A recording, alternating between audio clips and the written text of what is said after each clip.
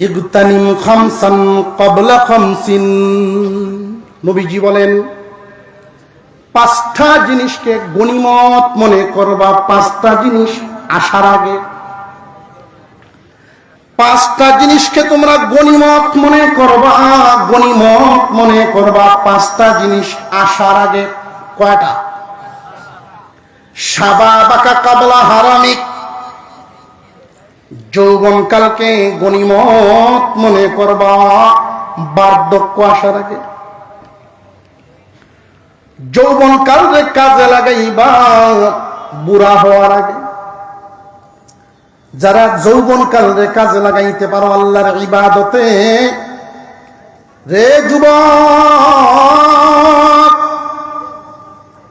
যৌবনকালের ইবাদত আল্লাহর কাছে এমন পছন্দের। কোন যুবক যখন আল্লাহর কুদরতি পায়ে সেজদা দেন, মহান মৌলাই করিম জিজ্ঞাসা করেন ফেরেশতারা, রে ফেরেশতারা, আমার এই যুবকের নাকের গরম শ্বাস আমার কুদরতি পায়ে কেন লাগাইল? এই যুবককে কিসে আমার দিকে ঝুঁকা দিছে?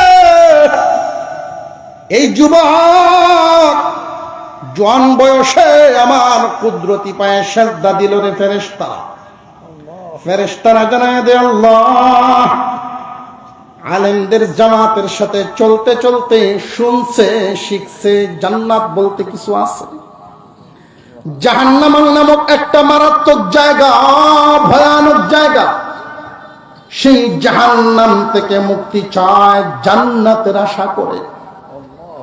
আল্লাহ রাব্বুল আলামিন ফেরেশতাদেরকে সাক্ষী রেখে ঘোষণা দেন, সাক্ষী থাকো, আমার এই যুবকের নাকের গরম শ্বাস আমি আল্লাহ দয়ার সাগরের ঢেউ তুলে দিছে। আল্লাহ পাক এতটাই খুশি হন, এতটাই খুশি হয়ে যান, জোয়ান বয়সে যারা ইবাদত করে জানিয়ে রাখো সুসংবাদ, বুড়া হয়ে গেলে এইরকম আর ইবাদত করতে পারে না। জোয়ান থাকাকালীন সময়ে যেইভাবে ইবাদত করত, বুড়া হয়ে গেলে কি আর এইভাবে পারেনি? একজন জোয়ানে যেইভাবে ইবাদত করতে পারবে, রুকু বলেন, সিজদা বলেন, কিরাত বলেন, তাসবিহ বলেন, সামাজিক কাজেই হোক, দূরে একটা জানাজায় শামিল হওয়া হোক, দ্বীনি কাজের মধ্যে শামিল হওয়া হোক, যে কোনো কাজে শামিল হতে পারে জোয়ান বয়সে। বুড়া হয়ে গেলে পরকাল কামানো কঠিন হয়ে যায়। দুনিয়া কামানোর যোগ্যতা হারায় ফেলছ, আখিরাত কামানোর যোগ্যতা রইল কেমনে? কথা বুঝে আসতেছে? একজন যুবক মানুষ যদি জোয়ান বয়সে আল্লাহকে খুশি করতে পারেন, আল্লাহর পক্ষ থেকে একটা সুসংবাদ হলো, রে ফেরেশতারা, আমার এই যুবক নিজে নিজে বুড়া হয় নাই, আমি আল্লাহ তারে বুড়া বানাইছি। জোয়ান থাকাকালীন সময়ে যেইভাবে ইবাদত করত, যেমনি যেমনি আমার হুকুম পালন করত, বুড়া হওয়ার কারণে কমতি এসে গেছে, আর পারে না। ভোর রাত্রিতে উল্টা মসজিদে জামাতে শামিল হইবার পারে না। দাওয়াতে তাবলীগে মেহমান আসলে এদের খেদমত করতে আর পারে না। জানাজার এলান শুনেটি বার্ধক্যজনিত কারণে এখন আর শামিল হইবার পারে না। এলাকায় দিনই বহুত কাজ এই যুবক জোয়ান থাকাকালীন সময়ে করত, 5 ওয়াক্ত জামাতে নামাজ পড়ত। বুড়া হওয়ার কারণে এখন আজান শুনে ঠিক বিছানায় বসে বসে নামাজ পড়ে, মসজিদে যাইবার পারে না। মন আফসোস করে, বুড়া হয়ে গেছি, আর আল্লাহর ঘরে গিয়ে জামাত পড়তে পারি না। আল্লাহ বলেন, ফেরেশতারা রে, ও ফেরেশতারা, তার আমল নামায় নেকি লিখার কলমটা থামাও না। আমার এই বান্দা জোয়ান থাকাকালীন সময়ে যেই যেই ইবাদতে শামিল হইতো, বুড়া হওয়ার কারণে এখন আর পারে না। আগে যেইভাবে নেকি লিখার কলমটা চালাইতা, কলম থামাইবা না, মৃত্যুর আগ পর্যন্ত তার আমল নামায় ওই জোয়ান বয়সের ইবাদত লিখিয়া যাইতে থাকো। যৌবন কালরে কাজে লাগাও বুড়া হওয়ার আগে। শাবাবাকা ক্বাবলা হারামিক, সিহহাতাকা ক্বাবলা সুকমিক। সুস্থ আছো, সুস্থতারে কাজে লাগাও অসুস্থ হওয়ার আগে। অসুস্থতায় আমাদেরকে ধরবে না ধরবে না? আপনাদের নরম কিছু গিয়া একটু নরম কিছু লাগতেছে। অসুস্থতায় এমন একটা সময় আসবে, এখন এক ওয়াক্ত একবারের ওযু দিয়া 3 ওয়াক্ত নামাজ পড়ন যায়, কিন্তু এমন একটা সময় আসবে রে ভাই, এক ওয়াক্ত নামাজ পড়তে গিয়া 3 বার ওযু করুন লাগে।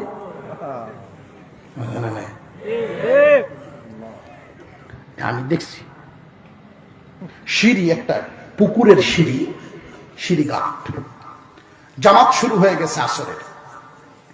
তো মুরব্বী মানুষ, উনি ওযু করে উঠতেছেন আর আমি ওযুতে নামতেছি।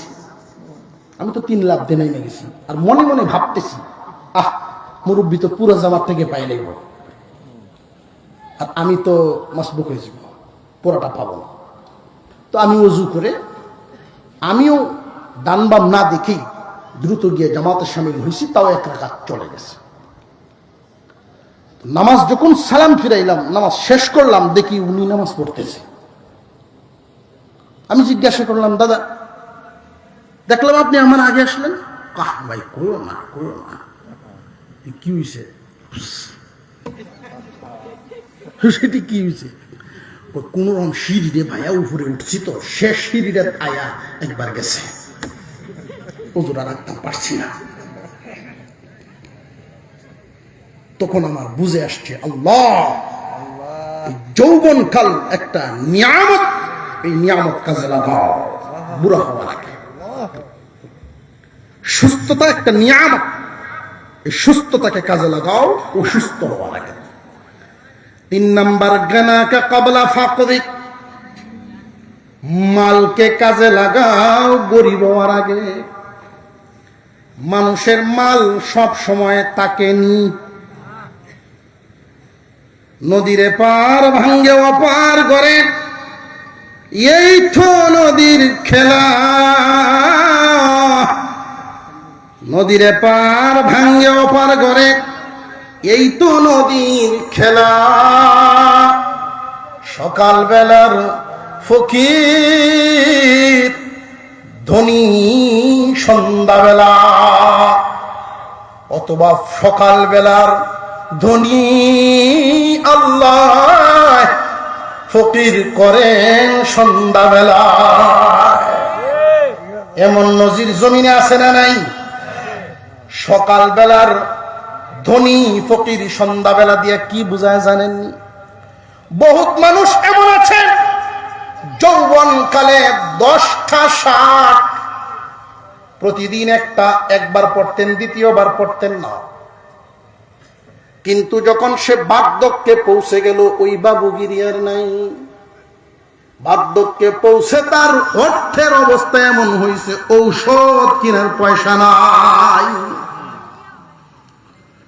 এই জন্য নবীজি বলেন, মাল তোমার কাছে থাকতে কাজে লাগাও ফকির হওয়ার আগে। আফসোস করবা কিয়ামতের কঠিন ময়দানে, আল্লাহ যদি তুমি আমাদেরকে না আনতা, আর কিছুদিন হায়াত দিতা, তাহলে কাম করলাম হয় 2টা। মাল যাসির, মালের মায়া তোমারে বললাম হয় না, শুধু তোমারে খুশি করার জন্য মাল দিলাম হয়। কইব কিছু মানুষ। আবার আরেকটা হইল, নেককারদের কাতারে নাম লেখাইলাম হয়, কিন্তু দুনিয়ায় থাকতে বুঝে না, এমন অবুঝ আছে না নাই?